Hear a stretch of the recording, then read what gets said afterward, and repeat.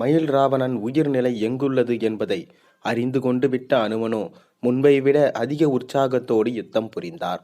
யுத்தம் செய்து கொண்டே மெல்ல மெல்ல மயில் ராவணன் உயர்நிலை இருக்கும் மலை அருகில் வரை ஓடி ஓடிச் சென்று யுத்தம் செய்து அவனை அதன் அருகில் கொண்டு வந்து விட்டார் அனுமன்.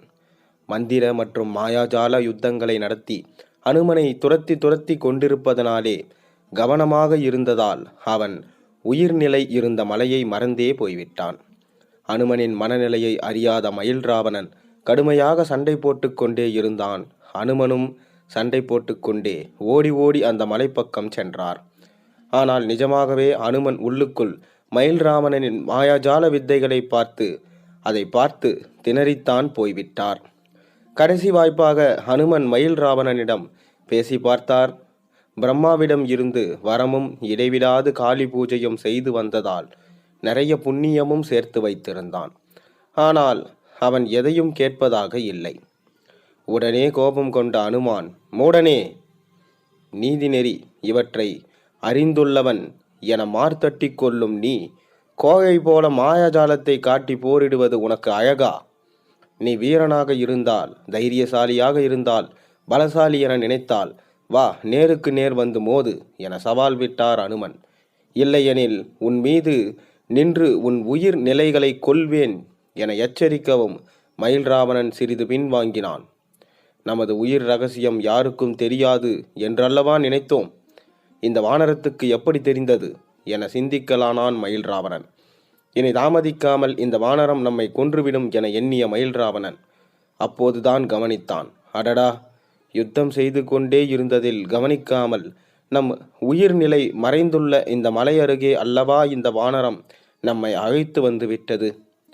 உடனே இங்கிருந்து அரண்மனை பகுதிக்குள் செல்ல வேண்டும் என நினைத்து கொண்டிருந்த போதே அதனை உணர்ந்த அனுமன் ஆகாயத்துக்கு பறந்து சென்று அங்கிருந்த மயில் ராவணன் எதிர்பாராத நேரத்தில் அவர் மீது குதித்து அவனை பூமியோடு அழுத்தினார். உடனே மயில் ராவணன் மாயமாகி மறைந்து விட்டான்.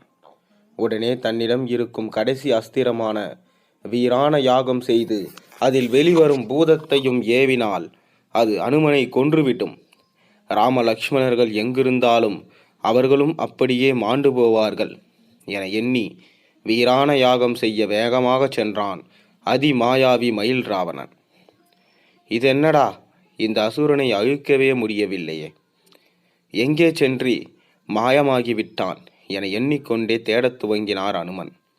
தூரத்தில் தெரிந்த ஒரு காட்டில் ஒரு பெரிய ஆலமரத்தின் அடியில் 10-15 புரோகிதர் போன்ற உருவில் இருந்த ராட்சச பிராமணர்கள் கையில் பூக்கூடை, எண்ணெய், நெய், சமித்துகள், சின்ன சின்ன மரக்கட்டைகள் என அனைத்தையும் எடுத்துக்கொண்டு அந்த மரத்தில் இருந்த பொந்துக்குள் அவசரமாக நுழைவதைக் கண்ட ஹனுமன் அங்கு ஏதோ நடக்கவிருக்கிறது என யூகித்து கொண்டார். உடனே தன்னை சிறு பிராணியாக்கி கொண்டு தானும் ஓடிச் சென்று அந்த பொந்துக்குள் நுழைந்து விட்டார். அங்கே சில யாக காரியங்கள் நடந்து கொண்டிருப்பதை கண்டார்.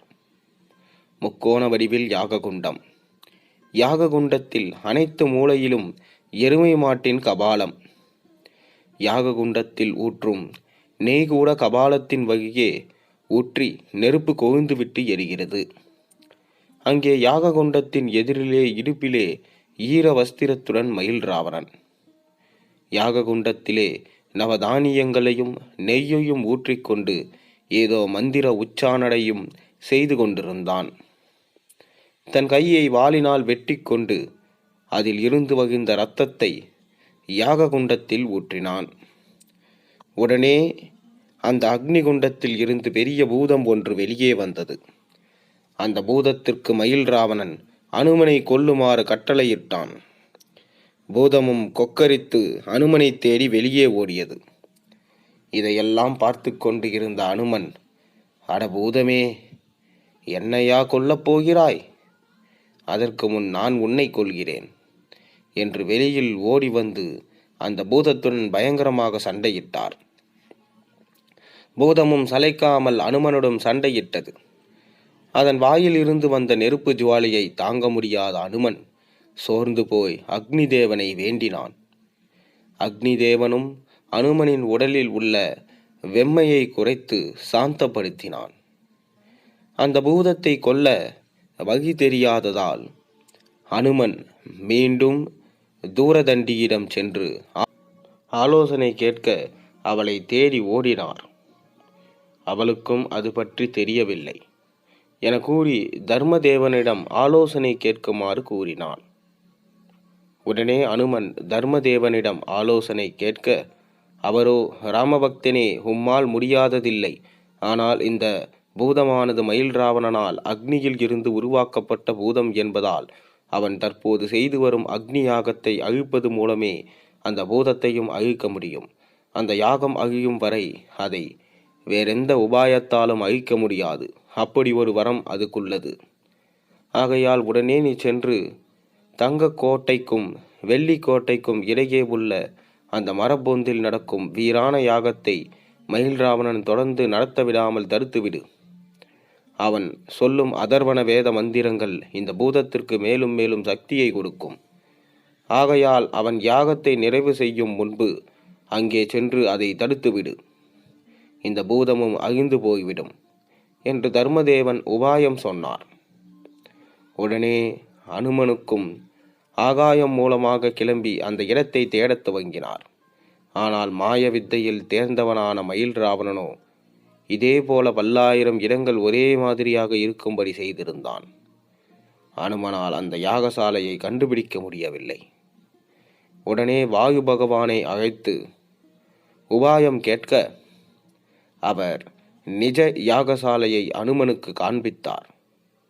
அனுமனும் ஒரு கணம் கூட தாமதிக்காது அந்த யாகசாலையை உடனே அழித்தார். பூதமும் அழிந்து போயிற்று. ஆனால் மயில் ராவணனோ உடனே அங்கிருந்து மாயமாகி போனான். மீண்டும் மீண்டும் மாயமாகிக் கொண்டே இருப்பவனை எப்படி பிடிப்பது என அனுமன் திணறிக் கொண்டு இருந்தார். ஆனால் மயில் ராவணனோ அனுமன் தன்னை கண்டுபிடிக்க முடியாதபடி வெகு தூரத்தில் இருந்த மலைப்பகுதியிலே வெள்ளையங்கிரி எனும் மலையை உருவாக்கி கொண்டு அதற்குள் பதுங்கிக் கொண்டான். அவனை எங்கு தேடியும் அனுமனால் கண்டுபிடிக்க முடியவில்லை. என்ன செய்வது என அறியாது தூரதண்டியிடம் மறுபடியும் உதவி கேட்டார். அவளும் தன்னாலான ஆலோசனைகளை சொன்னான். ஆனால் அனுமனுக்கோ அதில் ஏதும் சரிபடவில்லை. உடனே அனுமன் தூரதண்டியிடம் ஒரு உபாயம் சொன்னார். அம்மணி, இங்கே பழசும் புதுசுமான இடம் அனைத்தும் உனக்கு அத்துப்படி என்பதனால நீ அறியாத புது இடம் ஏதாவது தெரிந்தால் எனக்கு சொல். அந்த மாயாவி மயில் ராவணன் அங்கேதான் இருப்பான் என கூறி தூரதண்டியை துணைக்கழுத்து எல்லா இடமும் தேடினார். அப்போது மயில் ராவணன் வெள்ளியங்கிரி மலைக்குள்ளே இருந்து கொண்டு ராம லக்ஷ்மணர்களை அழிக்க வேத மந்திரங்களை ஓதிக்கொண்டிருந்தான். தூரத்தில் தெரிந்த வெள்ளியங்கிரி மலையை கண்ட தூரதண்டி சந்தேகம் கொண்டு ஹனுமானிடம், சுவாமி, இதற்கு முன் இந்த மலையை இங்கே பார்த்தது இல்லையே என கூறினாள். அனுமனும் சந்தேகம் கொண்டு அருகில் சென்று பார்க்க அதிலிருந்து வந்து கொண்டிருந்த மந்திர ஒலியை கேட்டு அதற்குள்ளேதான் மயில் ராவணன் ஒளிந்து கொண்டு இருக்கிறான் என எண்ணிக்கொண்டு வருவது வரட்டும் என எண்ணி தன் சுயரூபத்தை எடுத்து தனது முஷ்டியினால் மலையின் உச்சியில் ஓங்கி ஒரு குத்துவிடவும் மலை தவிடுபொடியானது. அதனுள்ளிருந்து வெளிவந்த மயில் ராவணன் அனுமனைக் கண்டு பயந்து தப்பி ஓடத் துவங்கினான். அவனை துரத்தி கொண்டு அவன் பின்னால் ஓடினார். அனுமன் கடைசி கட்டமாக மயில் ராவணனும் மாய உருவங்களை எடுத்து சிவபெருமான் தனக்கு அளித்திருந்த மந்திர சக்தி வாய்ந்த தன்னுடைய அஸ்திரங்களை எல்லாம் அனுமனின் மேல் ஏவினான். அனுமானும் சளைக்காமல் தன்னிடம் இருந்த ஆயுதங்களுக்கு தூப தீப ஆராதனை காட்டி இன்னொரு சிவாஸ்திரத்தையும் கஜாஸ்திரத்தையும் செலுத்தி மயில் ராவணனின் அனைத்து அஸ்திரங்களையும் தவிடுபொடியாக்கினார். இப்படி இருவரும் மாறி மாறி பல நாழிகைகளாக அஸ்திரங்களை ஏவி சண்டை போட்டு கொண்டிருக்கையில் இருவரும் களைத்து போனார்கள். அப்போது அனுமனின் காதில் ஒரு அசரீரி கூறியது, வாயுபுத்திரனே, இனியும் தாமதிக்காதே.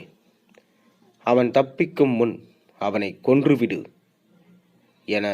அவ்வளவுதான். அதை கேட்ட அனுமனின் இரு புஜங்களும் துடிதுடிக்க பற்களை நரநரவென கடித்து கொண்டு மயில் ராவணன் அமர்ந்திருந்த தேருக்கு அருகில் சென்று அதன் மீது ஏறி அதை அப்படியே கீழே தள்ளி சுக்கு நூறாக பொடி பொடியாக்க தேரில் இருந்த மயில் ராவணன் கீழே விழுந்தான். அதை அவன் சற்றும் எதிர்பார்க்காத நிலையில் தாமதிக்காமல் அவன் மீது தன் காலை வைத்து அவனை பூமியோடு அழுத்தி தன் விஸ்வரூபத்தை எடுத்து அவன் உயிர் நிலைகளை இருந்த மலையின் குகையில் கையை விட்டு 5 வண்டுகளையும் எடுத்து தன் உள்ளங்கையில் வைத்து கொண்டு அவற்றை நசுக்கிக் கொள்ள மயில் ராவணனும் உயிர் துறந்தான். தான் இறக்கும் தருவாயில் அவனுக்கு ஞானோதயம் ஏற்பட்டது. அவன் வாயும் தன்னை அறியாமலேயே அனுமனை தோத்திரம் செய்ய துவங்கிவிட்டது. ஆஞ்சநேயா, வாயுபுத்ரா, ராமதூதா, கருணாகரா, அறியாமையால் செய்த எம் பிழையை மன்னித்து எம்மை காத்துருள் சுவாமி என பலவாறு அவரை துதித்தான். அடுத்த சில நாழிகைகளில் தேவலோகத்திலிருந்து ஒரு புஷ்பக விமானம் ஒன்று அங்கு வந்திருக்க அதில் ஏறிக்கொண்ட மயில் ராவணனும் அனுமனை வணங்கி தேவலோகத்திற்கு சென்றான். வந்த காரியம் முடிந்ததும் அனுமன் ஓடோடி ராமலக்ஷ்மணர்களை எவ்விடத்தில் பாதுகாப்பாக வைத்திருந்தாரோ அங்கே சென்று பூமாதேவியிடம் அவர்களை தமக்கு திருப்பித் தருமாறு கேட்டார். பூமாதேவியும் பூமியை பிளந்து தன்னிடம் பத்திரமாக வைத்திருந்த ராம லக்ஷ்மணர்களை அனுமனிடம் ஒப்படைத்தாள். அந்த பெட்டியை எடுத்துக்கொண்டு அவசரமாக அதே தாமரை தண்டின் வகையே பாதாளத்தை விட்டு வெளியே சென்றார். சமுத்திரக்கரையை அடைந்ததும் வாயு பகவானின் முன்னிலையில் அந்த பெட்டியை அவர் திறந்தவுடன் அதற்குள் இருந்த ராமலக்ஷ்மணர்கள் தூக்கத்தில் இருந்து எழுவது போல எழுந்தார்கள். அவர்களை கண்ட அனுமனும் ஓடோடி வந்து அவர்கள் காலில் விழுந்து வணங்கினார். அவர்களை விடுவிக்க பாதாள இலங்கைக்கு அனுமன் சென்றபோது அவருடைய புத்திரன் மச்சவல்லவன் ராம லக்ஷ்மணர்கள் விடுதலையாகி செல்லும் போது அவர்களது ஆசிலிகளை தமக்கு தந்துவிட்டு செல்ல வேண்டும் என விரும்பியிருந்தான். அவனும் அங்கே அவர்கள் தரிசனத்தை பெறுவதற்காக காத்திருந்தான். ராம லக்ஷ்மணர்கள் பெட்டியை விட்டு வெளியே வந்ததும் அவர்கள் காலில் விழுந்து வணங்கி ஆசீர்வாதங்களை பெற்றுக்கொண்டு மீண்டும் தன் உலகத்திற்கு செல்ல கிளம்பினான். அவனையும் தம்மோடு வருமாறு அனுமன் அழைக்க மச்சவல்லவன் அதனை மறுத்துவிட்டு நான் தான் வாயுபுத்திரனின் பிள்ளையின் பிள்ளை என்பதும் யாருக்கும் தெரிவிக்க விரும்பவில்லை. தனக்கு அது பற்றி அனுமன் கூறவில்லையே என்று அவர் மீது சுக்ரீவரும் கோபம் கொள்வார், பரிகாசமும் கேலியும் செய்வார். மேலும் அனுமனின் வியர்வையை விழுங்கி என்னை பெற்றெடுத்தவளை அனுமன் பார்த்தது கூட இல்லை என்பதால் மனம் செய்து கொண்ட பாத்தியதையும் இல்லை. ஆகவே பிரம்மச்சாரியான அனுமனின் புகழுக்கு நான் களங்கம் செய்ய மாட்டேன். நான் யார் என்பதை வெளியில் சொல்ல விரும்பவில்லை. ஆகவே நான் உங்கள் அனைவரது பூரண ஆசியுடன் என் உலகம் சென்று அங்கு ஆனந்தமாக உங்களை துதித்தபடி என்னுடைய பொழுதை கழிப்பேன். என்னை ஆசீர்வதியுங்கள் என்று கூறிவிட்டு அனுமனின் கால்களில் விழுந்து வணங்கிவிட்டு அங்கிருந்து சென்று விட்டான் மச்சவல்லவன். இனியும் காலம் தாழ்த்த வேண்டாம் என அனைவரும் இலங்கைக்கு சென்றனர். இதை ஒற்றர் மூலம் அறிந்து கொண்ட ராவணன் கர்ஜித்தான். கோடி கோடி லட்சம் படையினரையும் மாயாஜாலத்தையும் வைத்திருந்த தாயாதி மயில் ராவணனையுமா வதம் செய்து விட்டார்கள்.